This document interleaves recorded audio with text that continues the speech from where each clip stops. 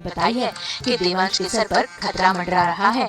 ऐसे में देखिए कैसे अपने बेटे पर कोई भी संकट न आए, इसलिए घर में पूजा रखी गई, जहाँ पर सभी लोग देवांश की सुरक्षा के लिए पूजा कर रहे हैं। लेकिन ऐसे में जब वसुधा की बारी आती है तो देखिए कैसे चाची अपना षड्यंत्र रचती है और उसे धक्का मार देती है, जिसके चलते पूजा खंडित हो जाती है।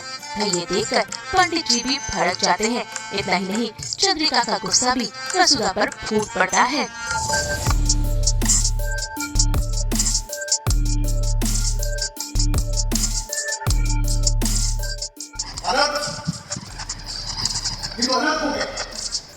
बहुत बड़ा अपराध हो गया ये अति महत्वपूर्ण पूजा निर्दय की धर्म हो चाहिए, और फिर भी इतना बड़ा अचानक हो गया। देव के सत्य की संस्कृति डालने के लिए आपकी पूजा करवा रही थी, अब वो तुमसे खाना ही रहेगा। जो काम बना भी ना बिगाड़ दे रहे हैं,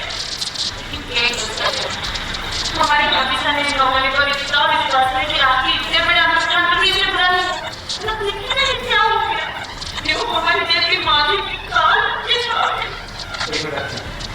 क्या करें, जो भी बात है मशीन कोई करती नहीं, मोती का चावल के बीच में ना कॉमन है। ऐसे इतने महत्वपूर्ण पूजा के बीच में बाधा आना व्यवस्था में रखने को नॉर्मल नहीं है, ये अशुभ है, अपशकुन है। ये पूजा तुम्हारे लिए, तुम्हारी सुरक्षा के लिए की गई है। तुम्हें पूजा के बारे में सब कुछ अच्छी तरह से पता था, तो ऐसे अनजाने में भी गलती कैसे हो गई तुमसे? इन सब में जितनी गलती बच्चा की है उतनी ही तुम्हारी भी है, और तुम्हें भी बराबर सजा मिलेगी।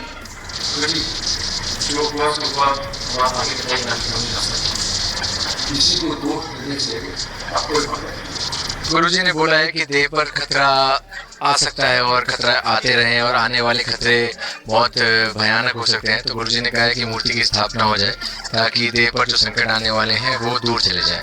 जी बिल्कुल, अब तो वसु पर कोई भी गुस्सा करेगा, हालांकि मासा ने गुस्सा किया था उसमें तो वो देव कुछ नहीं कह सकता, लेकिन सारिका काकी ने जो ये फिर से खेल रचने की कोशिश की है उसमें वसु फंस गई है और देव जैसे बीइंग अ जेंटलमैन स्टैंड ले रहा है वसु का। लेकिन क्योंकि मासा के लिए पूजा बहुत इंपॉर्टेंट है, क्योंकि वो पूजा देव के लिए है और मासा के लिए देव से बढ़कर कोई नहीं है, तो मासा इमोशनल होकर वसु को डांटती है, जिसमें देव भी कुछ नहीं कर सकता। अब तो संकट आएगा, अब वो संकट क्या आएगा वो आपको देखना पड़ेगा, क्योंकि पूजा नहीं हुई है। तो आई थिंक गुरुजी ने बोला है कि कुछ डेट्स निकालेंगे, लेकिन पूजा नहीं हुई है एज पर गुरुजी का प्रोफेसी, संकट आएगा। तो संकट क्या आएगा ये देखना बहुत जरूरी है।